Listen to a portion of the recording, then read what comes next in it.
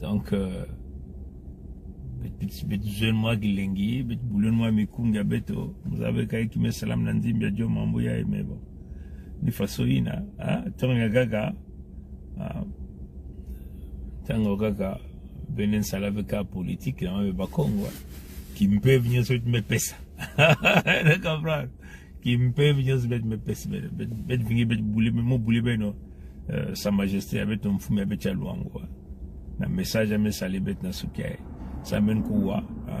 Le mingi a nyons que sal qui sali angolo na kutula ba mam nyosi ai na ba signos tout ça ben kutana ya. Mon peuple doit savoir que c'est la somme des paradis privés qui crée le paradis collectif. Voilà. Si le ciel bleu que nous voyons était la demeure du créateur vivant premier, les occidentaux auraient interdit aux Africains de prendre l'avion.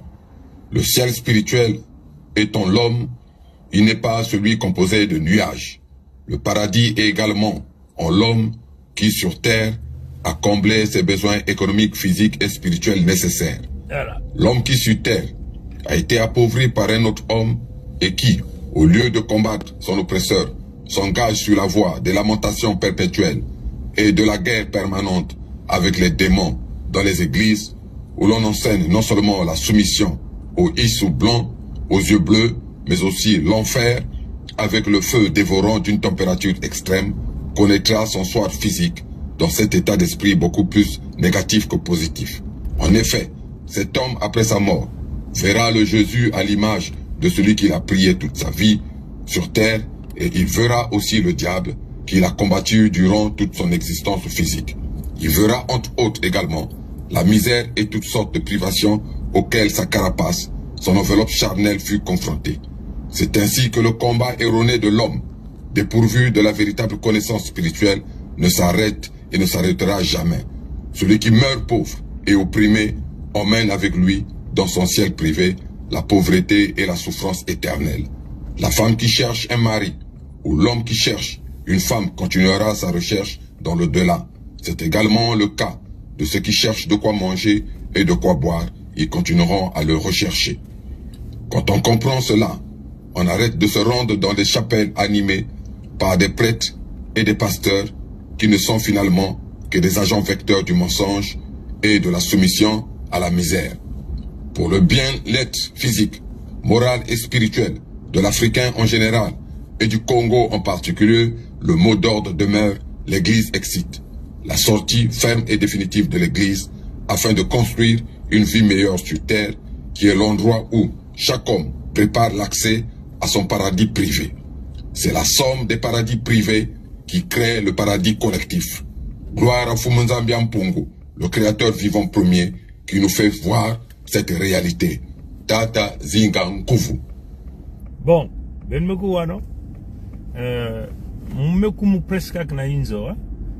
Ntang betke kuma, betke solo mwandambo, betke muke luengisi beno, betke solo kak nandinga beto, kak nandinga beto.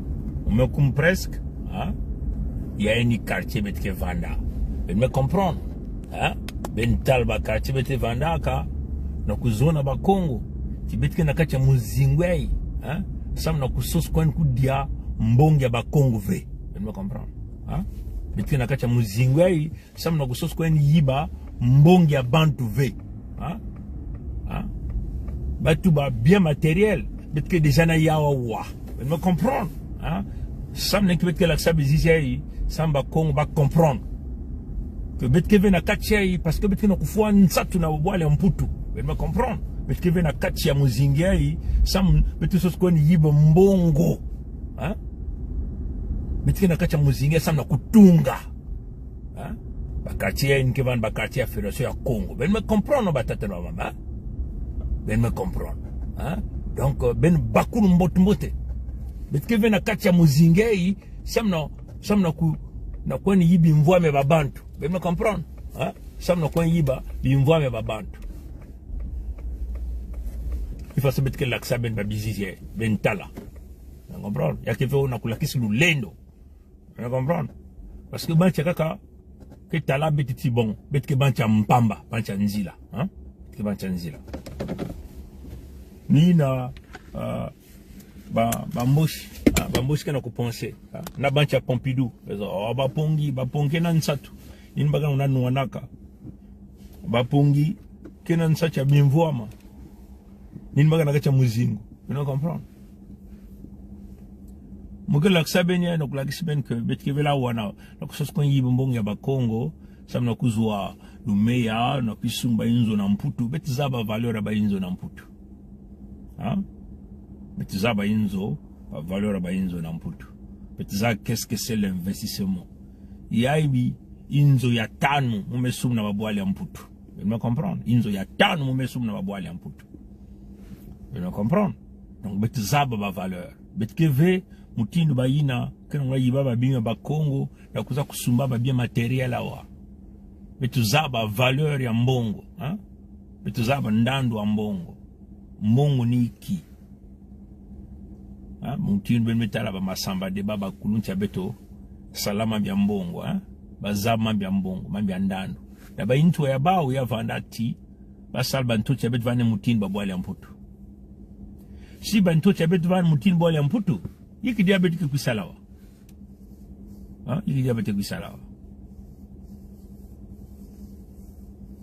parce que awa yakaka kusala singi vanwena mayela ngike nunka kumutindi na you comprendre awa yake mambia fosuba ba konge tuba mayela mantu ngeme kwizira babwali yake babwali mbote yake babwali ngolo ya kokoko kongita do yake lombaka mutinke kevana mayindi ya kukuba mutin peke ya kubaki ya kubieka na kacha lusakunu ya nzambi mpungu ya ntete mfume ya bakongo you comprendre donc betkel vena kacha kuna na mambe na kulakisi ke beti ni beto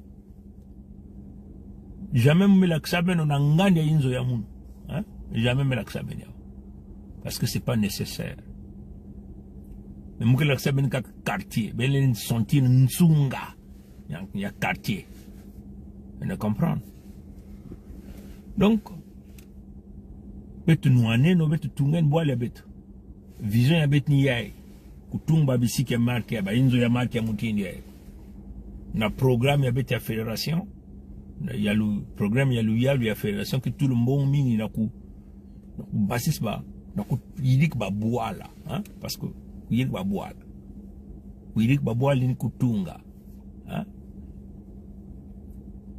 betkina ntoto bantoto ya mingi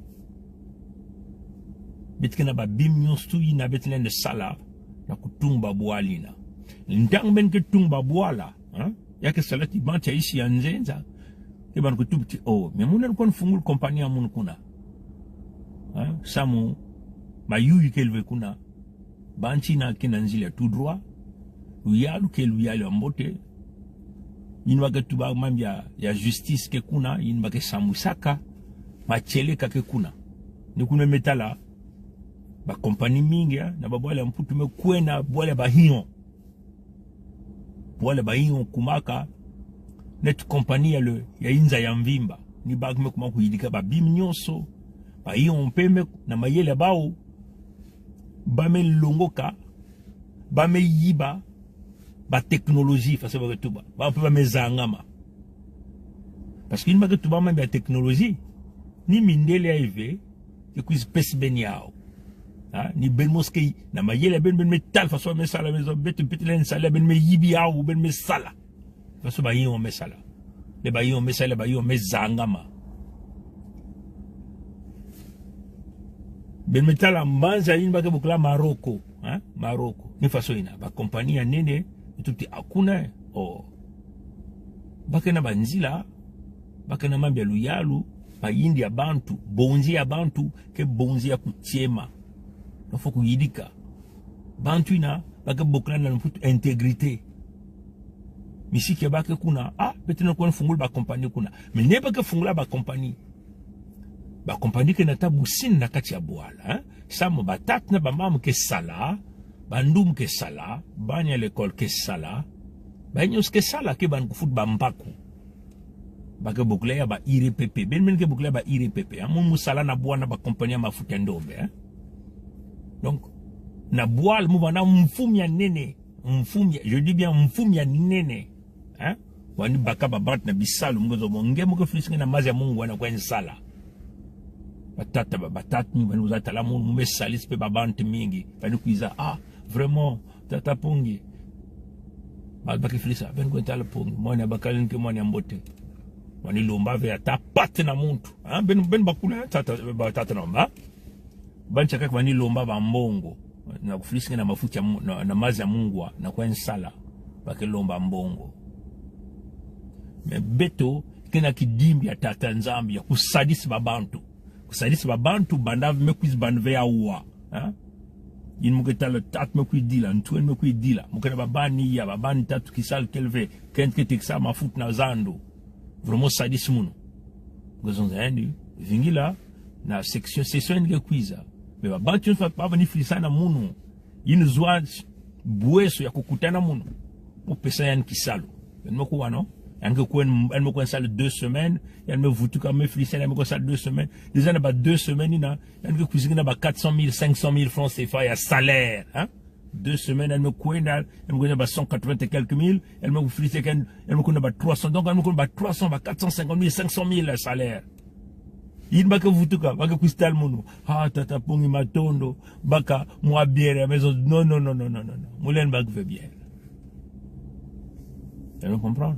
Mais salis kaka timni faso ina donc nyimba kuzuna kutunga yake lomba muntu ngena mayindu muntu ngena luzolo mena kuvana luzolo ina yake tetu luzolo ya ntoti yange ben makuwana penetal na Maroko mutindu ba compagnie ya mputu bekuza nat ba compagnie na ba bantke sala batke football mpaku ingeke sala luyal ke katul mwandamu no mbumba ikatula siya ke luyalo makele ka mutindu ba tatali suba sala na ntanya masamba deba ba metu mwambong na kote na kufuta ba les traités yake cycle yake mufumba ke balukaka ngeme sala ngeme kumkinunu bantwe me kutsa me kota me sala bantwe ni ban ko fut na batati me sala ini façon yake sala mwambongi na benke fute ba mpaku baketala betka tout moi pat kumi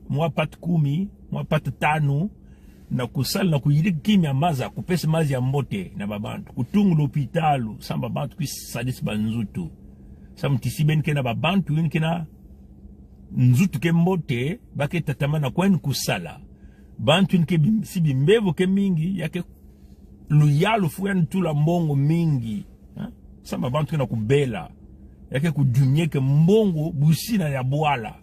Donc buboti ya luyalu yake leti kutala ti bantu nyoske na nzuti ya mbote kutumba likolo kubanda babonzi kupesa babonzi na babana baenge ban kusal bisalu na lera ntamya banda na ba lycée technique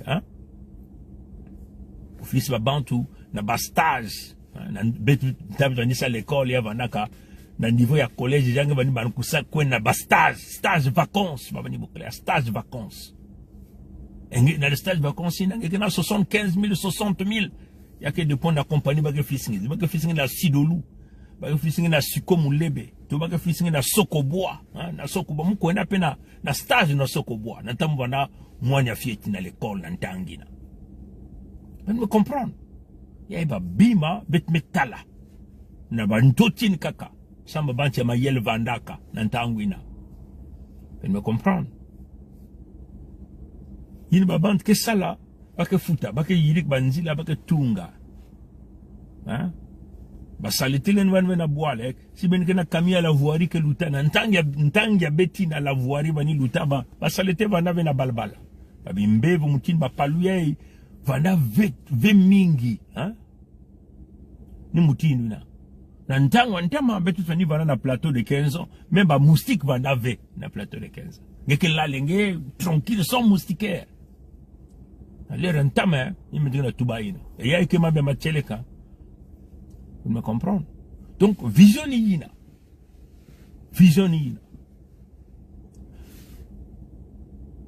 Mais, beto na kati, yaba ntoto, me bambange beti ya kaka, ba ime tu ba Kongo kena kukanisati, nini kintwadi, na banchi ya isi ya nzenza mutini ba mboy seke salke, batungu boala.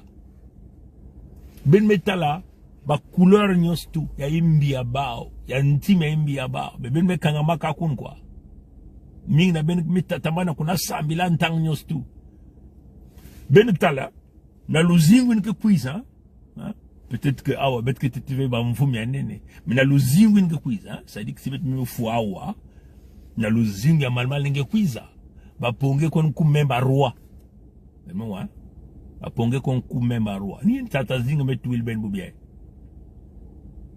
ben basika na kacha ba mabundu ben me sambila ben me sal mabonzi ben me kwen kot na kacha ba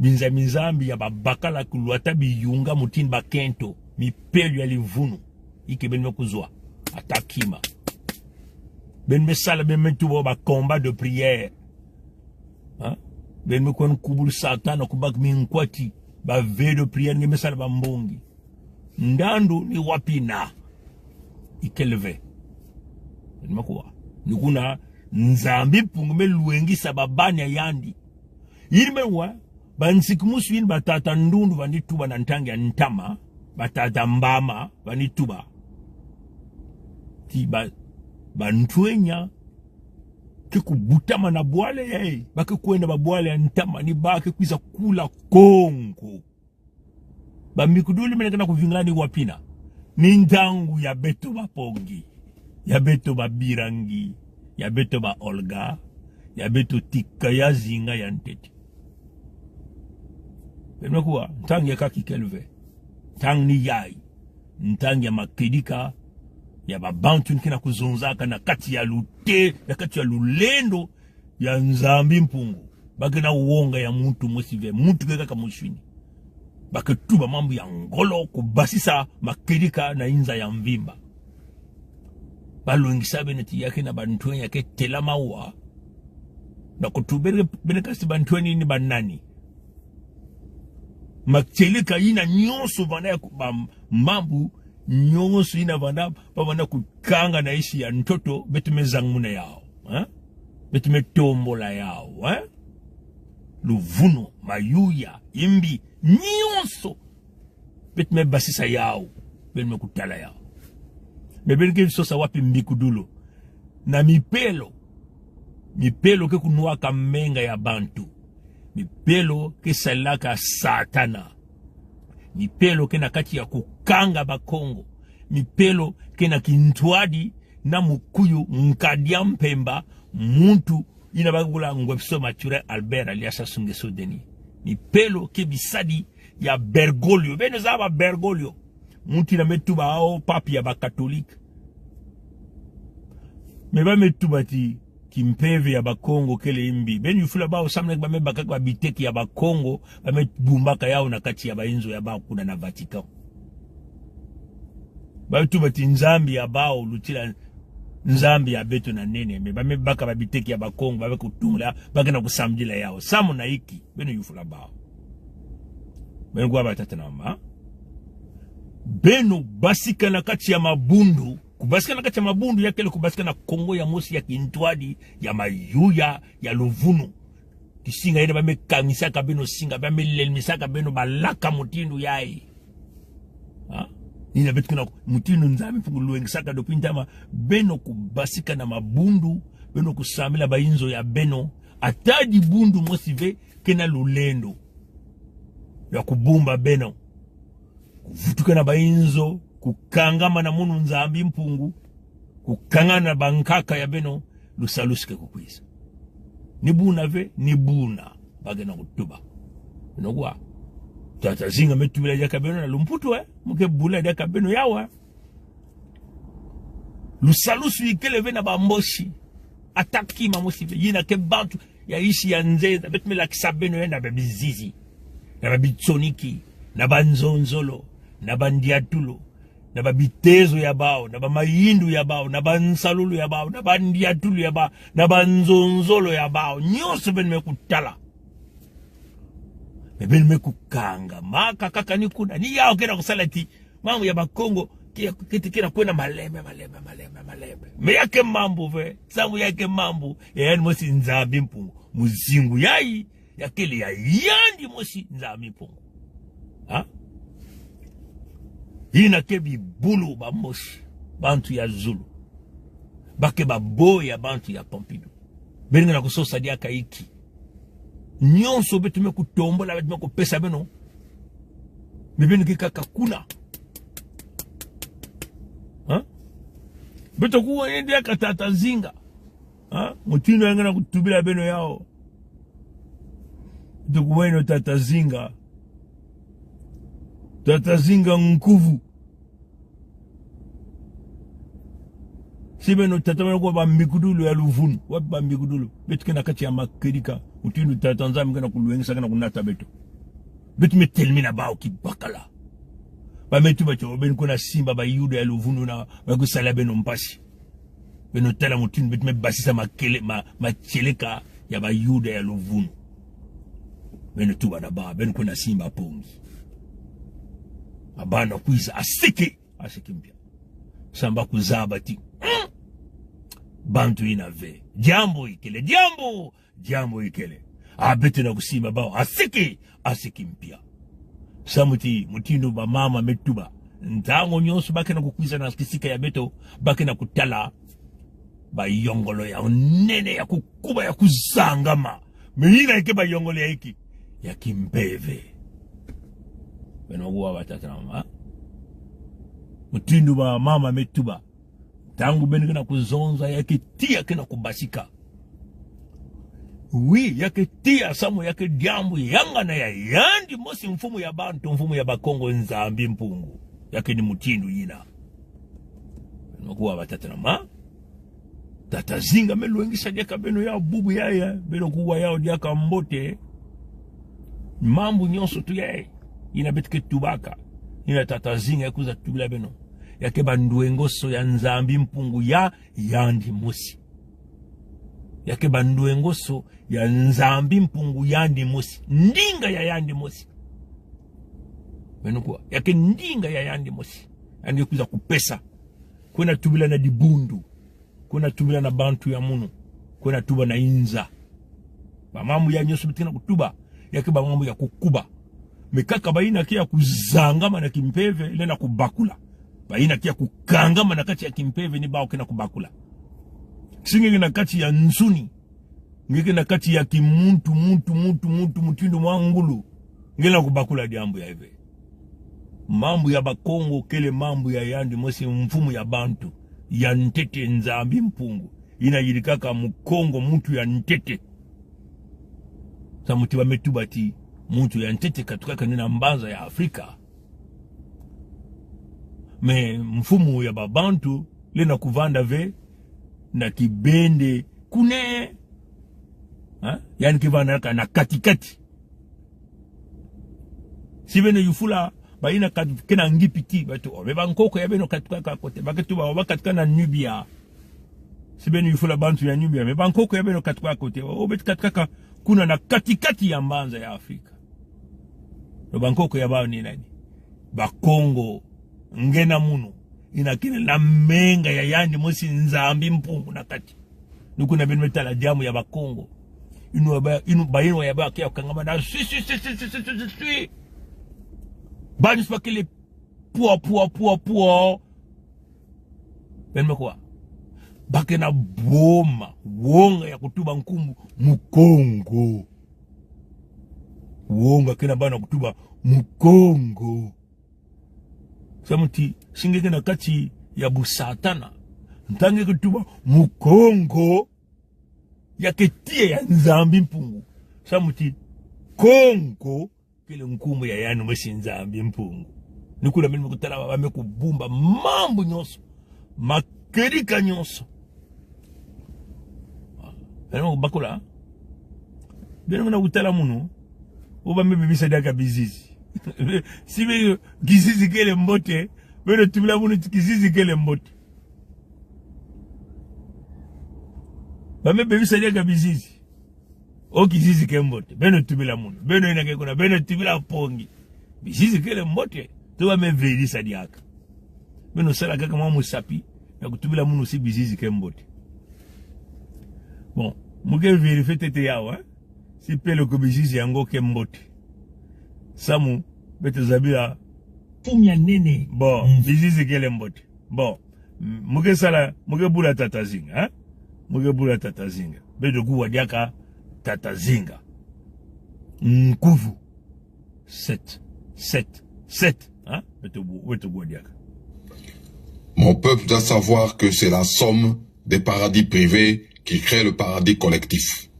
Si le ciel bleu que nous voyons était la demeure du Créateur vivant premier, les Occidentaux auraient interdit aux Africains de prendre l'avion. Le ciel spirituel étant l'homme, il n'est pas celui composé de nuages.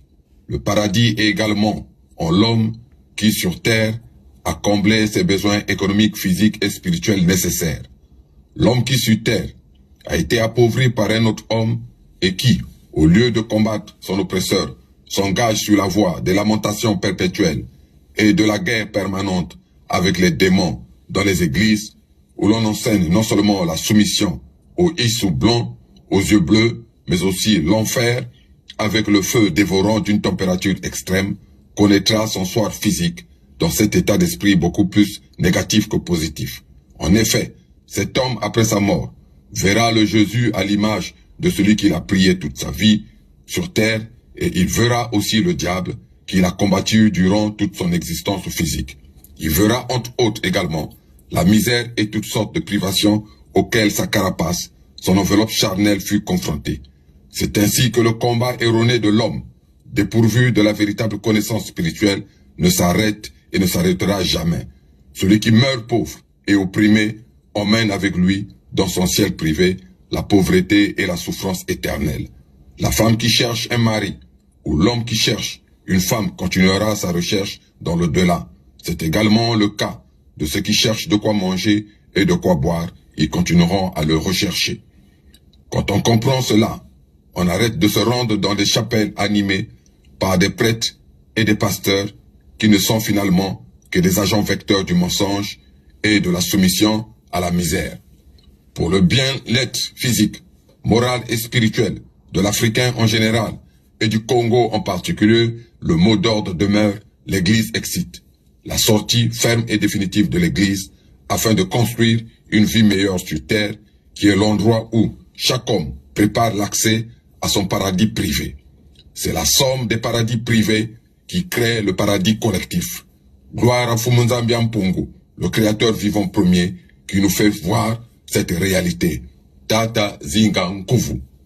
Bon, Tata Zinga metubila bene yao, na ndingi ya lumputu, muzawati benu minke waka ndingi ya lumputu, benu kubakula mbote, makedika ya mamu vitu mutinu ndinga, ina kuza kutuba yao na katikati ya beto. Na kubashisa ba Kongo, na uonga, na kitezo yai ba okele. Benu mosi benu kuzaba mindele yai. Betu tubagala benu mukuyu kena nganda. Meba nani meba sa mukuyu na nganda. Ba Kongo. Yakini mutinu. Mukuyu kena nganda. Mukuyu kele na nganda. Tangu di bundu ya bao. Nyenga maka kuna na bwale ya Pompidou. Ni kuna mukuyu kwenda na nganda.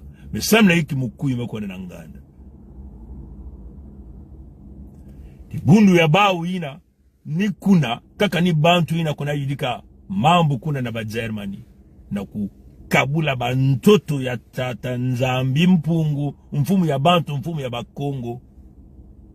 Kuvelisa ba Kongo. Kuyiba bimvwama ya bao. Kaka mpeni bao. Meku katula mukuyu kuna. Kuza bumba ya na bwale ya Pompidou. Ina ba Kongo metelaba.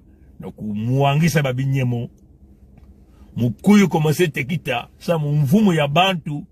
Meku kena kukwiza na kwiza kuyokatia. Nikuna menu kuletela mukuyu. Kidia kana uonga ve. Bandi ya tulu. Bansaluli ya nina kusalaya na kimona. Meso. Menu kana kutala uonga ya bao kele diaka ve. Babi mwangi sinsangu ya bao nyosu mekota. Na diamu ya mukuyu. Na kusadila mukuyu. Na mantuala ya bantu nyoso. Bake na kutekisa mukuyu mutindu. Bake tekisa nguba. Na zandu. Yagini mutindu, Samba bantu kuwa. Baku sumba ndinga ya mukuyu. Ndiatulu ya mukuyu. Nsalulu ya mukuyu. Nzonzolo ya mukuyu.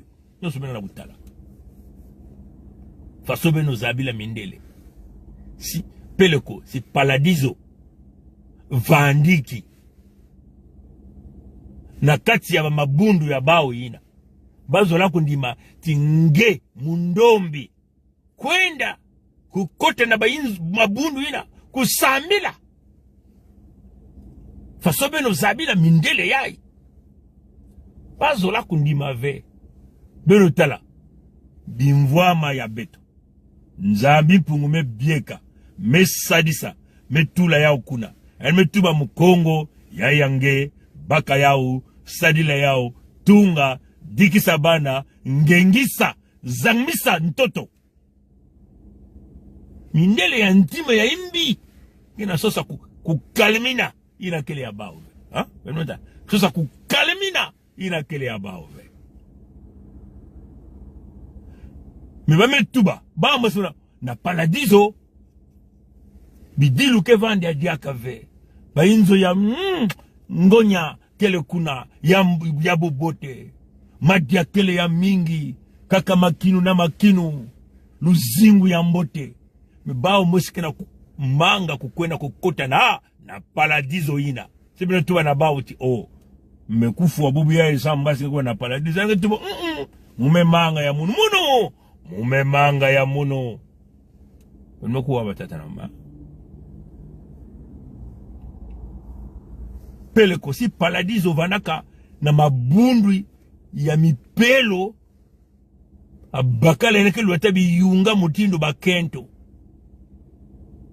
bazola kunima tinge mundombi puiza kusanbila kuna kuvana kibende mose na nzambi ya bao sa munge upengezwa lulendo lusakumuno pele kove tata mama si di zulu yai ngeme kufua ngeme kuzanguna to nina di zulu yake wanaka nzambi ya bao ke bao mindele zola kundima veke ngena munu kubaka memu mpepe kaka na kwenda di zulu yai ya eke mambo ya makedika fonga kupuse tula bonzi yange na zulu nge kukanisa nge kunamisa mwinda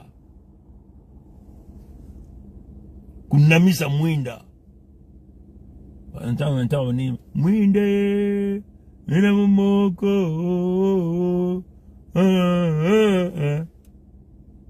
namisa mwinde mingi bana kuimba mikunga bagena kukondwa na kunamisa mwinda ni kuzangama na kimpeve ya bakongo nge nzambi mpunge fungula nge disu ya tatu nge kubakula nzambi mpungu ni nani mindele ni nani mumbosi ni nani bantu ya zulu ni banani mukongo kele nani yake ni mutindela metara tata zinga metubila jaka beno yao beto basike na mabundu mutundu beto tubaka musiku ya bakongo kele kubasika na mabundu ina yabanda ya misioni ya mipelo ya bangunza mekuma kusadila satana bamekumbisadi bamekuma milongi ya nkadi ampe mantantu nkuyu bakisadilaka ngwepso Mathurin Albert alias Asungeso Deni benmo kwa batata na mama batata na ba mama betuke na kunwani na bantoto betu na ntima mosi na mantwala ya nzambi mpungu na mantwala ya muntu na luyalu betu na kwenda kusambwisa betu kele na kati ya makelika sa betu zabati betu mekufuata muntu mosive ni di nguba ya muntu mosive mwana kubuzonza bankaka ya betu zaba yao na kati ya bantoto ya bakongo tangu ponge na kutuba betu mekudiave di nguba ya muntu mosi baina kena disu ya tatu kena kubakula baina kia kuzangama na kimpeve bakena kubakula bakena kutanga mambu pongi kena kutuba betu mekudiave atadi nguba ya muntu mosi kaka na makedika na kuvutula buzitu na kuvutula kimuntu na kati ya mukongo ina mekuma na kati ya bumputu na kati ya bobola ina baki na kukwamisa bidilu manyongo bampasi ya mutinu kina kubula benmaku waba tata na muke vanda mingi ve betike bula jaka tata zinga ya mbala ya tatu Mon peuple doit savoir que c'est la somme des paradis privés qui crée le paradis collectif. Si le ciel bleu que nous voyons était la demeure du Créateur vivant premier, les Occidentaux auraient interdit aux Africains de prendre l'avion. Le ciel spirituel étant l'homme, il n'est pas celui composé de nuages.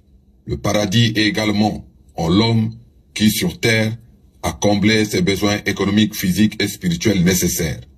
L'homme qui, sur terre, a été appauvri par un autre homme et qui, au lieu de combattre son oppresseur, s'engage sur la voie des lamentations perpétuelles et de la guerre permanente avec les démons dans les églises, où l'on enseigne non seulement la soumission aux issous blancs, aux yeux bleus, mais aussi l'enfer, avec le feu dévorant d'une température extrême, connaîtra son soir physique dans cet état d'esprit beaucoup plus négatif que positif.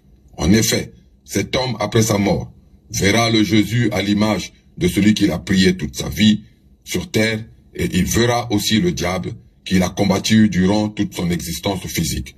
Il verra entre autres également la misère et toutes sortes de privations auxquelles sa carapace, son enveloppe charnelle fut confrontée. C'est ainsi que le combat erroné de l'homme, dépourvu de la véritable connaissance spirituelle, ne s'arrête et ne s'arrêtera jamais. Celui qui meurt pauvre et opprimé emmène avec lui, dans son ciel privé, la pauvreté et la souffrance éternelle. La femme qui cherche un mari, ou l'homme qui cherche une femme continuera sa recherche dans l'au-delà. C'est également le cas de ceux qui cherchent de quoi manger et de quoi boire, ils continueront à le rechercher. Quand on comprend cela, on arrête de se rendre dans des chapelles animées par des prêtres et des pasteurs qui ne sont finalement que des agents vecteurs du mensonge et de la soumission à la misère. Pour le bien-être physique, moral et spirituel de l'Africain en général et du Congo en particulier, le mot d'ordre demeure « l'Église excite ». La sortie ferme et définitive de l'Église afin de construire une vie meilleure sur terre qui est l'endroit où chaque homme prépare l'accès à son paradis privé. C'est la somme des paradis privés qui crée le paradis collectif. Gloire à Fumunzambi Mpungu, le créateur vivant premier, qui nous fait voir cette réalité. Tata Zinga Nkuvu.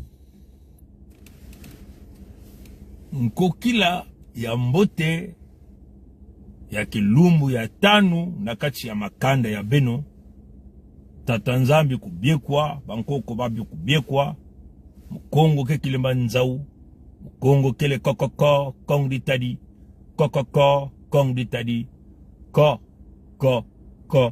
ditadi. Aton nangulo ya mbote. Ye, abuo,